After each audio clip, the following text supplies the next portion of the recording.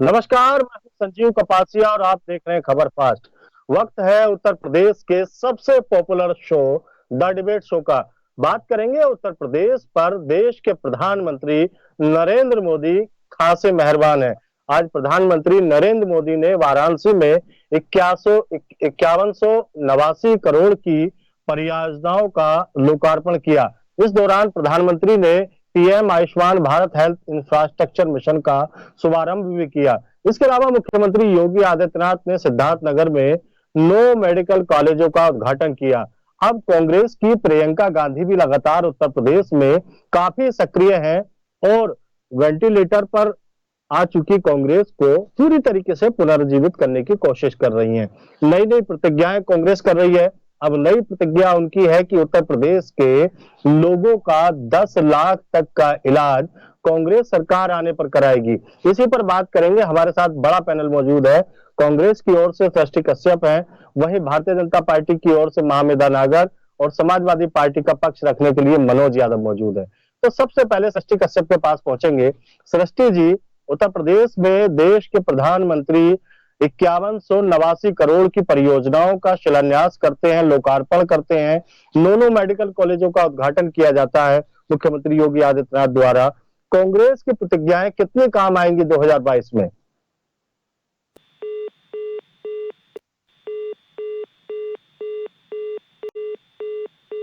सृष्टि जी, आप आवाज सुन पा रही हैं?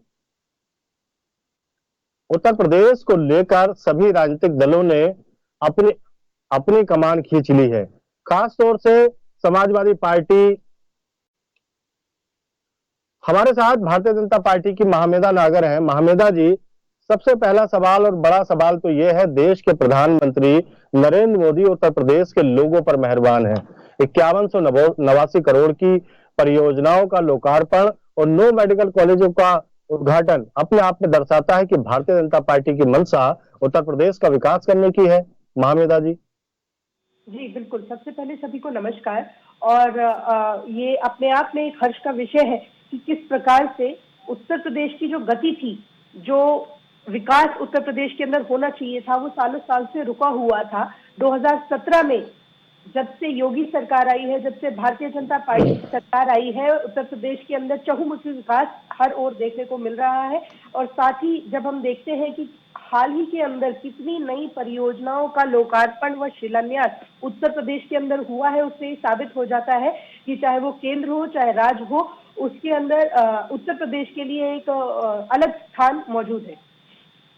लेकिन महामेधा जी, विपक्ष का आरोप है कि अब 2022 के विधानसभा चुनाव बहुत नजदीक हैं और भारतीय जनता पार्टी को लगता है कि उत्तर प्रदेश में विपक्षी दल मजबूती के साथ आगे बढ़े हैं।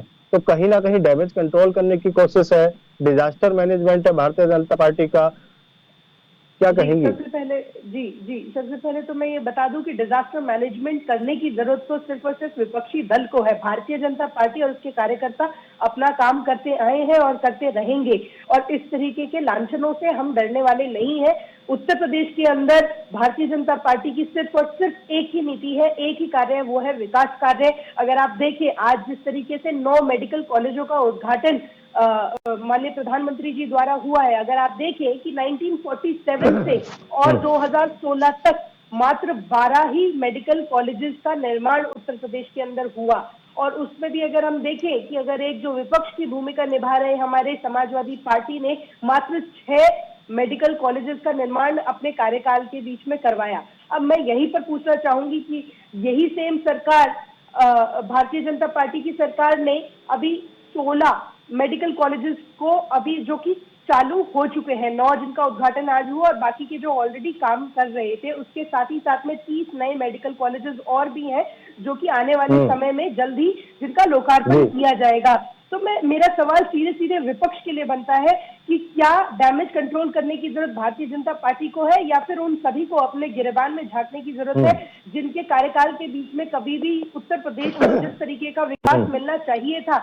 और खास करके जब हम बात करते हैं पूर्वांचल की, तो पूर्वांचल एक ऐसा इलाका रहा है हमेशा से जो हमेशा से पिछड़ा रहा, हमेशा से पिछली सरकारों ने उसका दुरुपयोग किया, उसको प्रॉपर विकास देने का काम कभी नहीं किया और सिर्फ ठीक है, उसके साथ ठीक में है अलग अलग। महामेधा जी।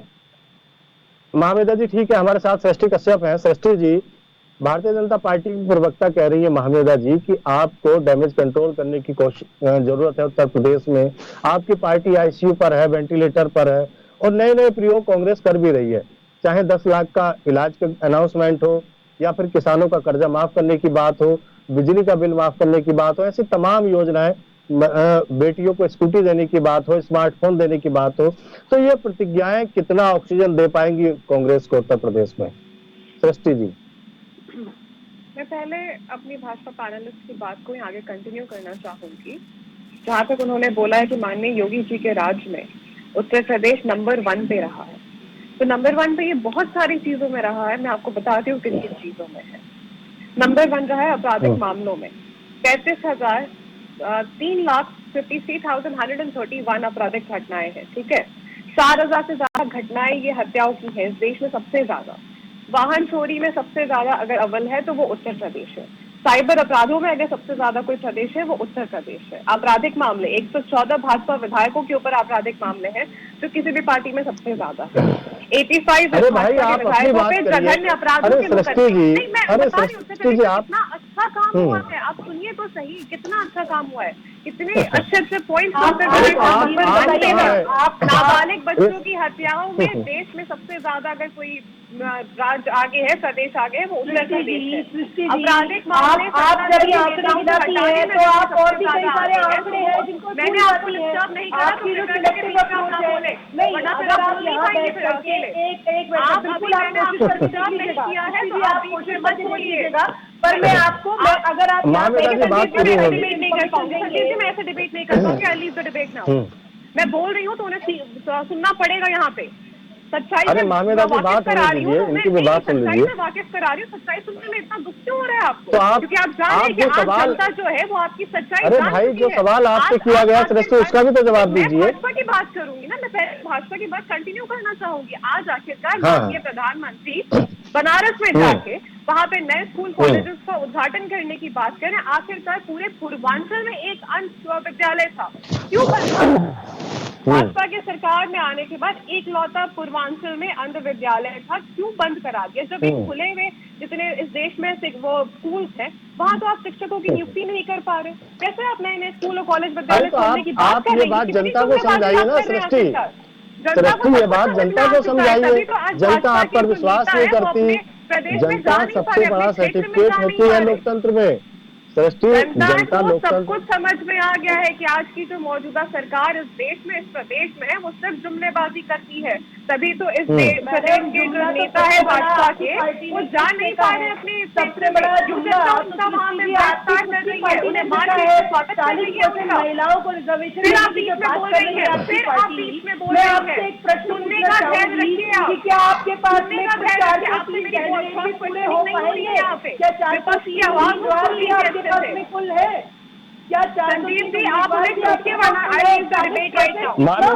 मानवेदा की बात पूरी होने दीजिए। मानवेदा जी आपके पास आएंगे। मैं उन्हें बोलने नहीं दूंगी। मैं बहुत सिंपली आपको बता दे रही हूँ पहले पूरी डिबेट में मैं अरे ठीक है, कोशिश करके देखिए, सुनने का हौसला रखिए। सच से इतना डर क्यों लगता है? आप कोशिश करके देखिए। सृष्टि जी, आप कोशिश करके क्यों डर रही है? आप सच सुनने से क्यों डर रही है? क्यों डर लग रहा है? किसी कार्यकर्ता की इस तरह से आवाज झूठ बोलने में आप झूठ बोलने में आगे। मैं आपको बोलना चाहती हूँ, आपने बोला इतना डर लग रहा है, मैं आपसे पूछना चाहती हूँ। अच्छा ठीक है, हम मनोज जी के पास चलते हैं। ठीक है, ठीक है। सवाल पूछेंगे, विपक्ष से सवाल पूछना बंद करिए और जनता के लिए जनता के लिए जनता के लिए काम करना शुरू करिए। हम जनता की आवाज है जो आप सरकार से सवाल पूछेगा कि आपकी गलत नीतियों की वजह से आखिरकार आम इंसान इतना त्रस्त क्यों है आजाद से? महिलाओं को मैं सवाल पूछूंगी आपसे, आपको जवाब देना ठीक है, ठीक है। मनोज जी, देश के प्रधानमंत्री का फोकस उत्तर प्रदेश पे है। मनोज जी, देश के प्रधानमंत्री का फोकस उत्तर प्रदेश पे है। 5189 करोड़ की परियोजनाओं का लोकार्पण करते हैं, 9 मेडिकल कॉलेजों का उद्घाटन किया जाता है। तो कहीं ना कहीं आप जो विकास की अवधारणा बताते थे, विकास की कंसेप्ट आप उत्तर प्रदेश को बताते थे, अब उत्तर प्रदेश विकास की राह पर है। क्या आपको लगता है कि आपका मुकाबला उस भारतीय जनता पार्टी से है जिसके पास बड़े बड़े चेहरे हैं? नरेंद्र मोदी का चेहरा हो, योगी आदित्यनाथ का चेहरा हो, विकास का चेहरा हो, हिंदुत्व का चेहरा हो, कितना मुश्किल है आपके लिए 2022? बड़ा चेहरा बंगाल में नहीं था क्या? या बिहार में जिस तरीके से पटकनी खाई, वो कैसे कैसे हार चुके थे, हारा हुआ चुनाव फिर किस विधि से जीता, ये भी तो आपको बताना चाहिए। बड़ा चेहरा छोटा चेहरा ये बातें नहीं माने रखती, जनता के बीच में माने रखती हैं कि जिस सरकार ने हमसे वादा किया उस सरकार ने हमको डिलीवर्ड कितना किया है, ये सबसे महत्वपूर्ण बात है। क्या सरकार स्पष्ट रूप से ये जनता के बीच में जाके बता पाएगी कि जो हमने मैनिफेस्टो अपना कंप्लीट किया था वो आज कहां तक पहुंचा है? ये बात जनता जानना चाहती है। इन मेडिकल कॉलेज की बात कर रहे हैं, इसमें कौन सा मेडिकल कॉलेज इन्होंने अब शिलान्यास इसका किया था, बताना पड़ेगा जनता को। पूर्व की सरकार के मेडिकल कॉलेज या जो जिला चिकित्सा के अस्पताल थे उन्हीं को आपने मेडिकल कॉलेज में कन्वर्ट कर दिया। ये जादूगरी मुझे नहीं लगता है कि लोकतंत्र में किसी दूसरे राजनीतिक दल को आती होगी, बिल्कुल नहीं। आप इनसे पूछिए, आप पूछिए आपको पता होना चाहिए कौन है वो हॉस्पिटल, मनोज जी, कहाँ है? पता होना चाहिए। कोई जादू की छड़ी नहीं घुमाई है, किसी और का पत्ता नहीं काट दिया है और सरकार का पत्ता नहीं काटा है। आपको खुद जाके देखना चाहिए। मैं आपको जगहों के नाम, कॉलेजों के नाम बताती देखिए, अगर आपको अपनी बात कहने का ज्यादा शौक है तो आपको अकेले अपना साक्षात्कार करवा लेना चाहिए। मैं संजीव जी से अनुरोध करूंगा कि बीजेपी का साक्षात्कार करवाया करिए, डिबेट मत करवाया करिए। वो कांग्रेस की जब मनोज जी अपनी बात रखिए, मुझे अपनी बात कहने दीजिए, इसके बाद आप जवाब दीजिएगा। मेरे आरोप अगर गलत है जरूर करिएगा। मैं ये कह रहा हूँ, नहीं, ये बात आपकी बिल्कुल सही है मनोज जी, क्योंकि यहाँ पे डिबेट हो रही है तो सबके पक्ष की बात सुननी पड़ेगी। यहाँ पे सिर्फ भाजपा के प्रवक्ता का साक्षात्कार नहीं हो रहा है। मैं इस बात को क्या बीजेपी ने जनता से जो वादा किया था उस वादे को पूरा कर दिया क्या? जिस तरीके से इन्होंने कहा था कि हम बच्चों को लैपटॉप देंगे, अभी तक दिया नहीं, पता नहीं कब देंगे। इन्होंने कहा था कि हम ऐसा गरीब बच्चों पे फोकस देती है सरकार, पूरे गरीबों के लिए, और जिसमें अति दलित और अति पिछड़ा जो था, जो मतलब जिनपे कहते हैं सरकार का आरोप तक कि इन पे कभी फोकस नहीं किया सरकार, उनको आपने क्या डिलीवर किया? एक शौचालय और 6,000 रुपए। जो वो अति दलित और अति पिछड़ा, उसके पास तो जमीन भी नहीं है इस तरह, वो तो मजदूरी करके जीवन जीता है। अरे मनोज, ये आपकी सरकार में विकास कार्यों में गति थी तो भारतीय जनता पार्टी ने जारी रखा। आप ये कहते हैं कि इनका शिलान्यास हमने किया था, लोकार्पण भारतीय जनता पार्टी कर रही है, तो कहीं ना कहीं काम तो कराया होगा ना उन लोगों ने। जनता के लिए काम किया है और सरकारें जनता के प्रति उत्तरदायी होती है, जनता सर्टिफिकेट देती है लोकतंत्र में भाई। मनोज जी, जी इस बात से मैं सहमत हूँ, लेकिन अगर हमने किसी चीज का बजट पास कर दिया तो सरकार को काम तो कराना पड़ेगा, और आवश्यकता तो है ही है ना। हमने ऐसे तो कोई काम किया नहीं था, कोई वो दिवाली टाइप का प्रोग्राम तो है नहीं। मेडिकल कॉलेज बनाना है ना। मेडिकल कॉलेज अगर ज्यादा से ज्यादा बनाए जाएंगे, हर मंडल पे बनाए जाएंगे, हर डिस्ट्रिक्ट में बनाए जाएंगे, तो निश्चित तौर पे जो लखनऊ है या नोएडा है या बनारस है, जो लोड है उन पे, उन डॉक्टर्स पे, उन हॉस्पिटल्स पे, लोगों को हम सही से इलाज नहीं कर पा रहे हैं, इतनी भीड़ है, जिसे कहते हैं जानवरों की तरह कैटल वाली स्थिति हो गई है अस्पतालों में, लाइन लगती है, 2-2 दिन का इंसान बाहर पड़ा रहता है। उस स्थिति को खत्म करने के लिए अस्पताल बनाया गया था। 5वें साल कंप्लीट कर रहे हो, कर क्या रहे थे आप? कर क्या रहे थे? और एक चीज मैं सबसे महत्वपूर्ण बताऊंगा, ये सरकार प्रधानमंत्री से लेके और बीजेपी का प्रधान तक जो बैठा है, सब इनकरेक्ट इंफॉर्मेशन देते हैं। ये सबसे बड़ा दुर्भाग्यपूर्ण। मनोज जी क्या आप, मनोज अरे आपका टेस्ट का सवाल है, आपका टेस्ट का सवाल है मनोज जी, क्या आपको लगता है, क्या आपको अच्छा ठीक है, क्या आपको लगता है कि समाजवादी पार्टी की बढ़ती लोकप्रियता और समाजवादी पार्टी में तमाम जो लोग ज्वाइन कर रहे हैं, चाहे आज ज्वाइन करने वाले लोग हों, रामचंद्र राजभर जी ने ज्वाइन की, लालजी वर्मा जो नेता सदन भी रहे बहुजन समाज पार्टी के, तो क्या भारतीय जनता पार्टी का फोकस आपकी बढ़ती ताकत के बलबूते उत्तर प्रदेश पर ज्यादा है या कांग्रेस की जो प्रतिज्ञाएं हैं उन पर? दोनों बातों का जवाब दीजिए, मैं चाहता हूँ। देखिए, महत्वपूर्ण यह है कि जिस तरीके से समाजवादी पार्टी का पूरा कुनबा बढ़ता चला जा रहा है, और वो इतना बढ़ रहा है कि बीजेपी को घबराहट है, मोदी जी को घबराहट है, योगी जी को घबराहट है, और घबराहट इस कदर है कि वो फोकस है उत्तर प्रदेश को लेके। मैं आपको बताऊं, 5 राज्यों में चुनाव है, क्या प्रधानमंत्री जी का कहीं आपने हवाई जहाज उतरते देखा क्या? ना उत्तराखंड, ना पंजाब, ना किसी अदर स्टेट में, सिर्फ उत्तर प्रदेश फोकस है। क्यों? क्योंकि उनको पता चल गया कि कांग्रेस की तरह, एक मिनट, एक लाइन कह लो फिर बोली, जिस तरीके से वो विपक्ष, जो कमजोर विपक्ष उनको सेंट्रल गवर्नमेंट में मिलता है कांग्रेस का, वो यहाँ नहीं है, यहाँ मजबूत विपक्ष है। इसलिए बीजेपी को डर मनोज जी, हम सृष्टि जी के पास चलेंगे। सृष्टि जी, पहले तो आपने हमारे सवाल का जवाब नहीं दिया। हम उम्मीद करते हैं कि अब की बार आप जवाब देंगी। क्या आपको लगता है कि कांग्रेस उत्तर प्रदेश में कमजोर है और ऐसी तमाम प्रतिज्ञाओं का सहारा कांग्रेस को लेना पड़ रहा हो जो उन्होंने अपने शासनकाल में नहीं किया? कांग्रेस ने उत्तर प्रदेश और देश पर एक लंबे समय तक शासन किया, तब तो ये प्रतिज्ञाएं नहीं की कि 10 लाख तक का इलाज फ्री कराएंगे, 40% महिलाओं को टिकट देंगे, या फिर स्कूटी बांटी जाएंगी, बेटियों को स्मार्टफोन बांटे जाएंगे। इस तरीके की तमाम प्रतिज्ञाएं कांग्रेस को अभी क्यों याद आ रही हैं? और याद आ रही है तो कितना फायदा 2022 में ये प्रतिज्ञाएं कांग्रेस को पहुंचाएंगी? सृष्टि जी। संजीव जी, पहले तो अपनी पिछले डिबेट का मैं आप कंटिन्यू करना चाहूंगी ये बोल के कि अभी जो भाजपा की प्रवक्ता यहाँ बैठी है, उनको ये जो घमंड है कि उन्हें कोई रोक नहीं पाएगा, उत्तर प्रदेश की जनता और इस देश की जनता ने मन बना लिया है। देखिए बस कुछ महीने, चंद महीनों की बात है, चंद महीनों की बात है, वो जनता नहीं बताएंगी। आप फिर बोल रही है, फिर बोल रही है आप, फिर बोल रही है आप, फिर बोल रही है। सुन लीजिए मैडम, सुन लीजिए थोड़ा बैठ के। आपका जो घमंड है ना, ये जनता तोड़ के दिखाएगी आपको, कांग्रेस की जनता आपको बताएगी। टॉपिक पे बात कर रही है तो आप एक काम कीजिए ना, आप आ जाइए भारतीय जनता पार्टी आज स्कूल कॉलेजेस से बात करिए। मेरा जवाब दीजिए, क्यों आज यहाँ पे शिक्षकों की नियुक्ति नहीं हुई है? Bharatiya Janata party school colleges से बात कर रही है। बनारस में जहाँ मोदी जी खड़े हैं आप आंसर है, आप मुझे बताएंगी, मैं किस चीज का जवाब दूं? आप आंसर हैं, आप मुझे बताएंगी या संजीव जी की नौकरी आपने ले ली है? अरे सृष्टि जी, हमारे सवाल का जवाब तो दीजिए। तो मैं आपसे बात कर रही हूँ ना, मैं आ रही हूँ अपनी टॉपिक पे वापस। जहाँ तक कांग्रेस की बात है, कांग्रेस की प्रतिज्ञाओं की बात है, कांग्रेस में पढ़े लिखे लोग बैठे हैं। जो हमारे जो कमेटी बनती है वहाँ पढ़े लिखे उच्च स्तरीय लोग हैं जिनकी सोच प्रगतिशील और विकास को लेकर है, जिन्होंने आज तक इस देश को प्रगति की तरफ बढ़ाया है। जो आज हम आप कम्युनिकेट कर रहे हैं, ये भी कांग्रेस की देन है। मोदी जी ने 1988 में जुमला फेंक दिया था कि मैंने कैमरे का इस्तेमाल किया था।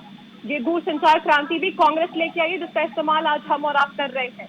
तो कृपया करके 70 सालों की बात करेंगे तो ये डिबेट खत्म हो जाएगा और किसी उपलब्धियां बता के सबको आप बोल रही है।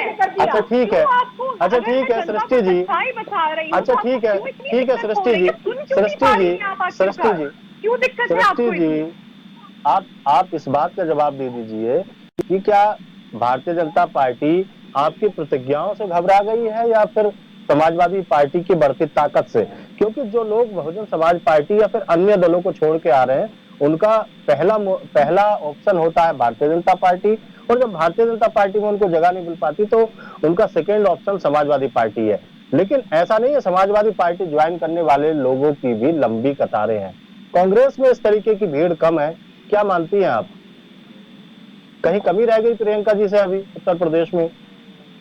क्यों ये सरकार इतना बौखलाई हुई है? अगर प्रियंका जी की कार्यकाल में, अगर प्रियंका जी की कोशिशों में कमी रह गई है, आखिरकार प्रियंका जी की किस बात में कमी है? जहां वो जनता से जुड़ रही है, जहां इस प्रदेश की बेटियों से वो मिल रही है, इस बात में कमी रह गई है? जहां पे पुलिस कर्मियों से मिलने पे योगी सरकार उन पे एक्शन ले रही है, इस बात पे कमी है? कमी तो आपको योगी सरकार खुद दिखा रही है कि प्रियंका जी के हर एक एक्शन के ऊपर क्या रिएक्शन रहा है इस सरकार का, कितनी बौखलाई हुई है वो आखिरकार।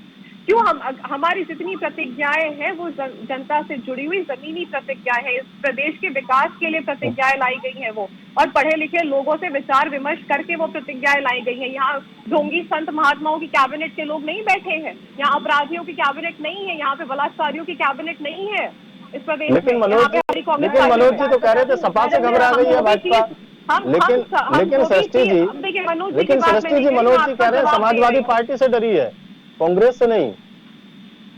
सबके अपने विचार है, लेकिन आप ये देखिए कि समाजवादी पे क्या एक्शन ले रही है भाजपा और प्रियंका गांधी पे क्या एक्शन ले रही है भाजपा। प्रियंका गांधी अगर लखीमपुर पीड़ितों से मिलने जा रही तो भाजपा किस तरीके से उन्हें आधी रात को नजर बंद कर दे रही है।